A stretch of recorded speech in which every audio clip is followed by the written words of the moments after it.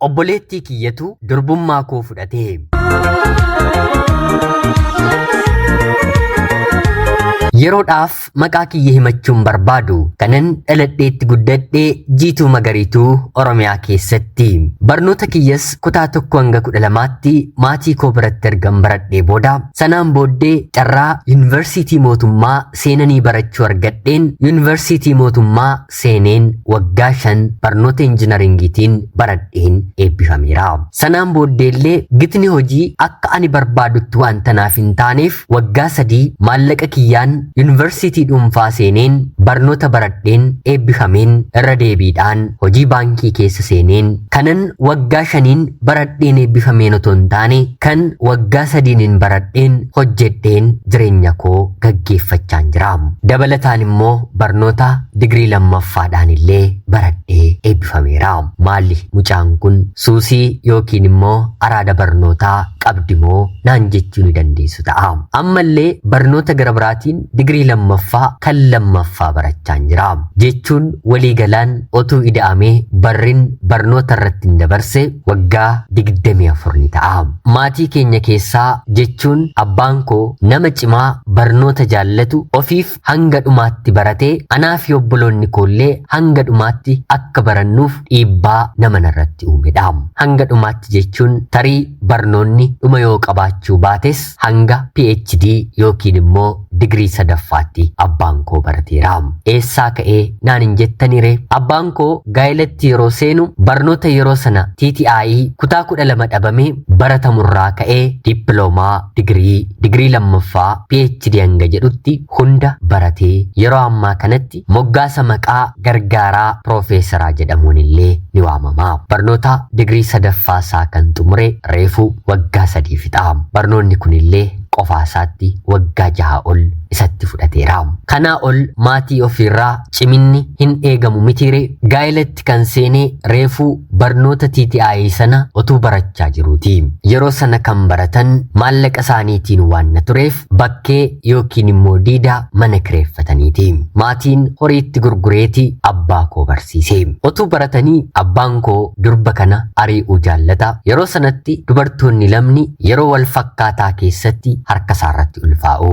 Achuma biyya tokko waan ta'aniif otoo ijoolleen kun daa'ima isaanii hin dahiin maatiin abbaa koo dhagahanii nuti barnootaaf si ergine malee akka ati kashlabbattee ijoollee namaa barnoota irraa qisaasessituuf si ergine jechuun itti dheekkamanii abbaa kootiif gargaarsa godhanii gidduutti dhaabanii. Ijoolleen kun akkuma abbaa koo maallaqaan maatii isaaniitiin gargaaramanii yeroo sanatti bara dubartootaaf barachuun ulfaatutti barachaa turanii. Sababa abbaa kiyyaa fi ta'iin kun mudatetti garuu lamaan isaaniiyyuu barnoota baratanii kana addaan kutanii maatii irraa fagaatanii fira biratti dahuudhaaf qophii eegalanii. Maatiin yeroo kamiyyuu taanaan ijoolleensaa bakkeetti ulfooftee jennaan hin jaallatu mitiire. Ajjechaan dirree waraanaan alaa yakkadha akkuma jedhamu dahumsi yookiin immoo walqunnamtiin saalaa dhiirrii fi dhalaan waliin gaggeessan gaa'elaan alatti nama birattis rabbi uumaa birattis yakkadha mitiire. Yakka waan na ta'eef maatiin isaanii ijoollee isaanii jibbanii. Kana qofaa miti dubartoonni kun lamaanuu dhiira tokkorraa ulfaa'uu isaanii sirriitti wal beeku. Abbaan kiyya hattee ture. Gaa'ela dhaabbateellee haadha keenyaan baay'ee rakkisaa. Haati keenyi amala isaa ganamaa waan beektuuf gaafa dadhabu ofiiyyuu ni dhiisa jettee ittuma gadhiisteetti. Innis maqaa isaarra darbee hanga maqaan maatii keenyaa badutti kashlabbee ture. Nuyi ijoollee isaa mana isaa keessatti guddanneen alattis gara ijoollee 3 maqaa isaatiin waamamanii ni qaba. Abbaan koo karaa barnootaa cimaa ta'us karaa kanaa immoo dadhabaa gadiiti. Haadha laalii intala fuudhi abbaa laaliitii ilmatti heerumi makmaaks jedhu ganamuma ni jira mitiire. Tarii namni of jijjiiruu danda'us mataa isaa irratti hojjetee bara jireenya isaa keessatti nama addaa gara biraa lubbuu fi foon haaraa mataa isaaf uummachuu danda'us haa ta'uutii garuu makmaaksi kuni harka caalu sirriidha. Waan kana irratti baay'ee yoon dubbadhe tarii gaariin ta'u. Falaasamni isaa baay'ee fagoo fi sammuu namaallee jeequdha. gara seenaa abbaa kootti isin deebisaa. Abbaan isaa ani erganni dulloomee butuun tureen bare malee dur Oromoo Qanyaazmaachii Giraazmaachii jedhamu abbaa lafaa mootummaa Haayile Sillaaseetiin nama muudame haadha manaa hedduu kan qabu nama fayyaas garba godhee gurguraa kan ture kan hin gurraachofne cileedhaan fuula gubee akka garbaattillee nama gurguraa turedha. Abaarsi abbaa fi akaakayyuu ilmaan hin hanqatu jedhamitiire. Abbaan koo dubartoota ulfeesse kana lamaan al takkaatti lamaan isaanii akka fuudhuuf abbaansaa jechuun akaakayyuun koo isarratti murteesse. Abbaan koo lakki ani barnoota irran jira kanan godhu jedhee dinnaan yoo ati ijoollee kana lamaan fuutee mana tokkotti bulfatte sin gargaara. Isaanis barnoota isaanii addaan hin kutani bara dhufu itti fufanii baratu. Yoommoo ati hin fuudhuunii jette ammaa kaasee gargaarsa koo hin argattu waan jedhameef abbaan koo maatii dubartoota kana lamaaniitti rakkina jiru ibsee jaarsummaa ergate. Yeroo kanatti lamaan isaaniiyyuu didanii ijoolleen isaanii akka ulfaa'an gurra jaarsaarraa waan dhagahaniif intalli keenyi kanan gootu kana gooteetti taanaan immoo dhala keenyan jennuun akkuma diidatti barte akka feete haa taatu jedhanii didamanii. Kanaan abbaan koo fedhii dubartoota kanaa gaafachuun akka fuudhuu barbaadu yeroo itti himu tokko jechuun haati kiyya tole jette isheen tokko immoo dhala kee narraa fudhuu guddifadhu malee ani haadha manaa kee ta'uu hin fedhu jechuun yeroo diddu ishee kanaan jechuun haadha kiyyaan dhala koo yoonaa guddista ta'e malee si waliin hin jiraadhu yeroo jedhuuni maatiin ishee kanaan booddee akka garagalanii isheen ilaallee waan beektuuf tole jettee dubartoota lama baatii wal fakkaataa keessatti dhalanne haati tokko baatii lammaffaarraa kaasee lamaan keenya akka nama lakkuu dahetti nu guddisuu eegalte. Yeroo kanarraatii kaasee haati kiyyaaf abbaan koo waliin jiraachuu eegalanii gaa'elli isaanii kanaan eegalee. Haati obboleettii kiyyaa gara biraa akka taate yeroon umuriidhaan waggaa 22 guutuun baree seenaa kana guutuullee jechuudha. Al takka takkaa maatiin ijoollee isaa jalaa akka hin dhageenyeef kan dhorku ni jira mitiire. Kun seenaa maatiin koo yeroo dheeraadhaaf otoo natti himiin ture.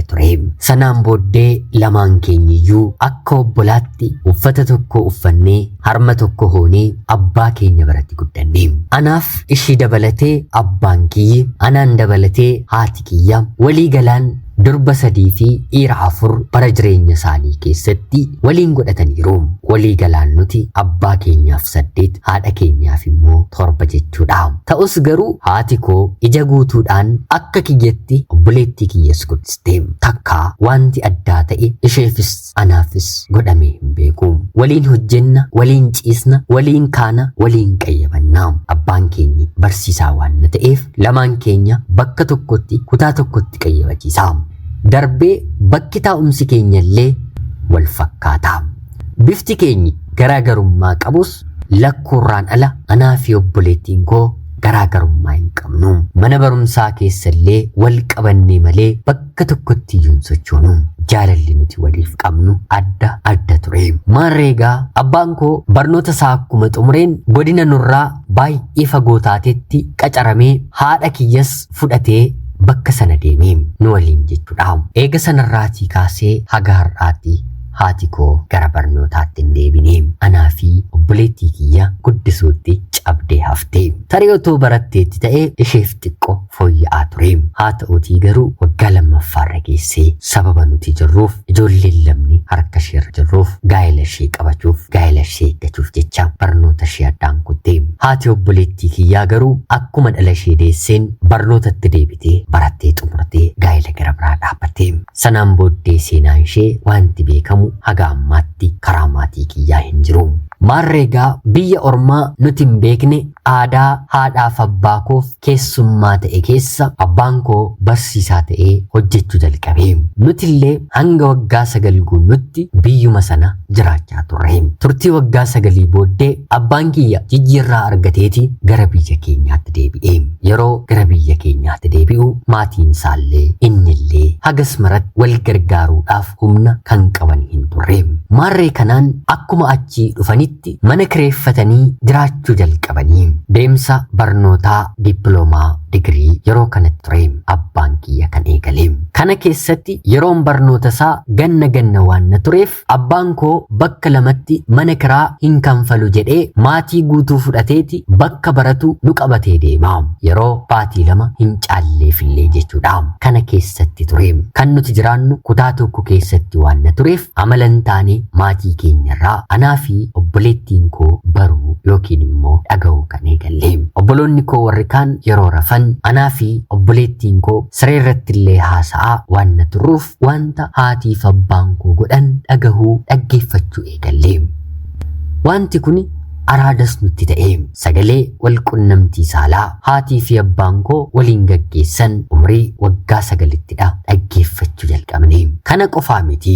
Gara biyyaa mana keenyaatti illee yeroo deebinu hordofnee riba keessaa anaa fi obboleettiin koo wal dammaqsinaa. Kana dhagahaa guddachaa dhufne. Hanga abbaan koo mana ijaarratee mana isaa keessa nu galchutti kun anaa fi obboleettii koof suusii yookiin immoo araadadha.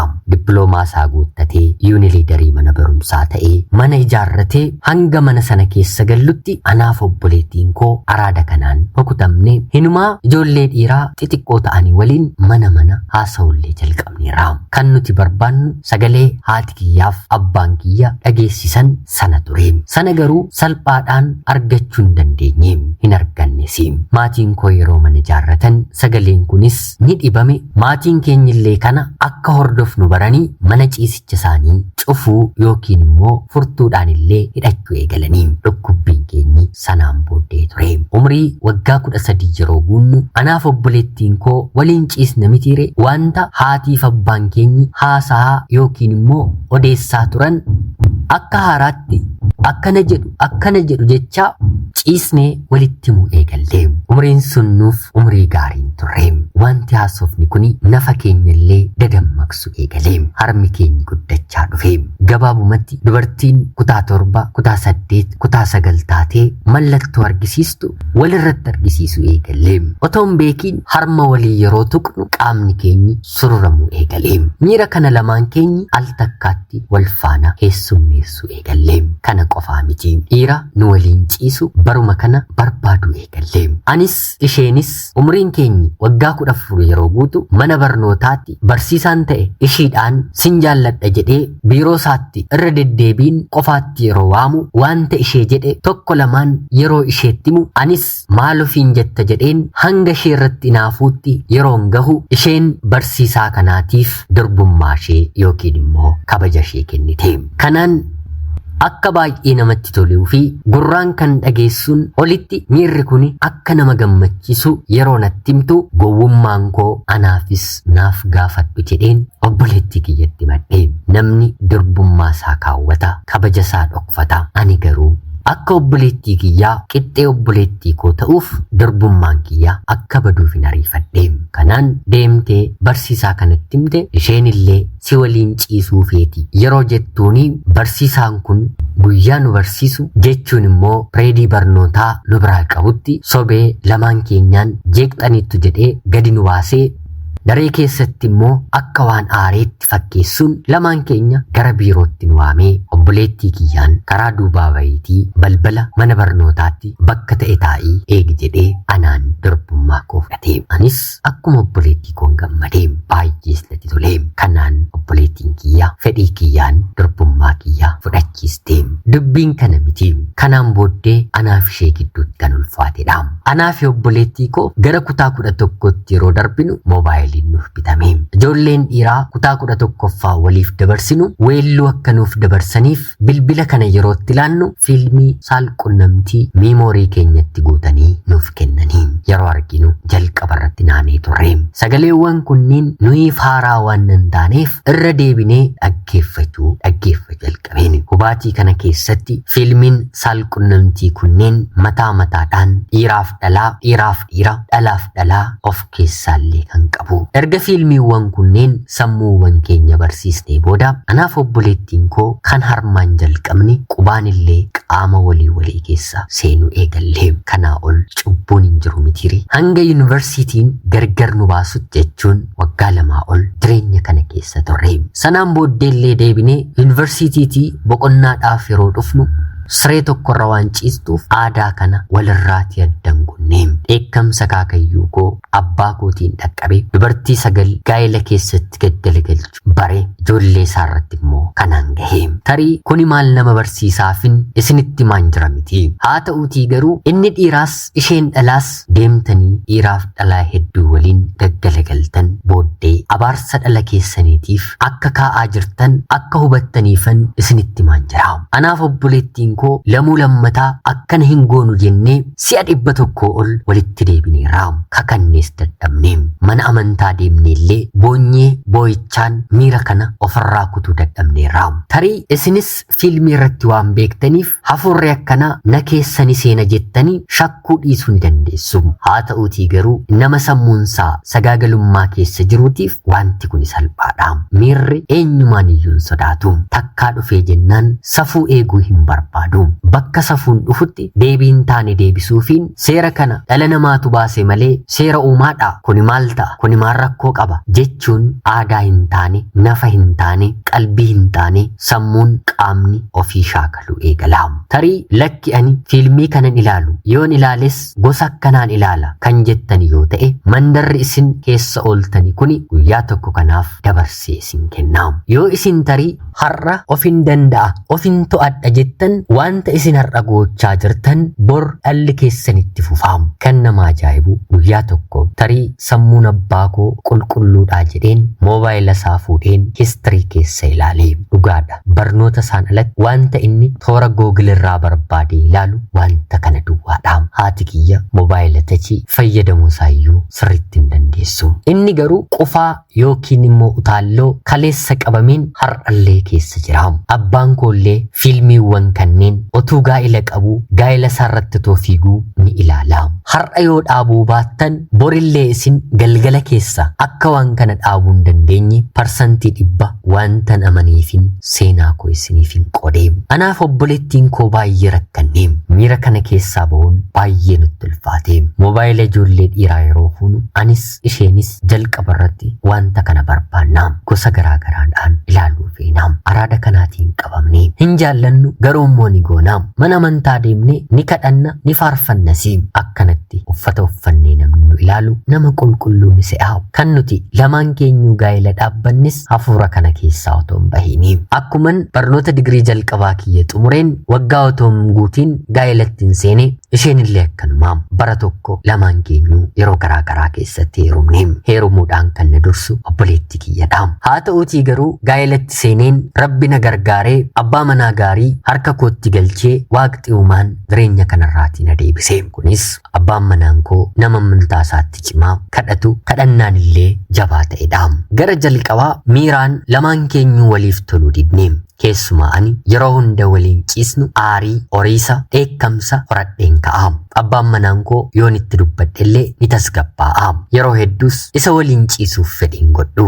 Sanarra fiilmii kana otoon ilaalee baay'ee natti tola. Kanarratti rakkoon gidduu jiru ajandaa godhatee abbaan manaan koo halkaniif guyyaa boo'ee yaa waaqayyoo gaa'ela diigamurraatii na oolchi. Bifa kanaan itti fufee jennaan haati manaan koo na waliin jiraachuu hin dandeessu. Rakkoo kana nu gidduu seeniitii furii jedhee barreeffatee karoorfatee kadhachuu jalqabe. Sana qofaa miti. Anis gaa'ela koo diiguun barbaadu. Mata duree godhannee waliin yeroo jilgeeffannu wanti kun sammuu koo keessaa buqqee. buqqa'ee badeem guutummaa guutuutti nan dhaabeem dhaabuu qofa otoo hin taane nan jibbeem dhibee yookiin immoo dhukkuba kanaan kan jirtu obboleettii kiyyadha mitiire waggaa tokko keessatti isheetti meen gorseen abbaan manaan ishee hinumaa nama dhoksee tamboo aarsu jimaa qabatu dhugaatiillee baay'isu waan na tureef innis isheenis dhibee kanarraatii guutummaa guutuutti bilisa taanee eega sanaatii ilmaan fayyaa nagaa qaban sammuu gaarii horatan horannee lamaan keenyuu waliin jiraachuu itti fufnee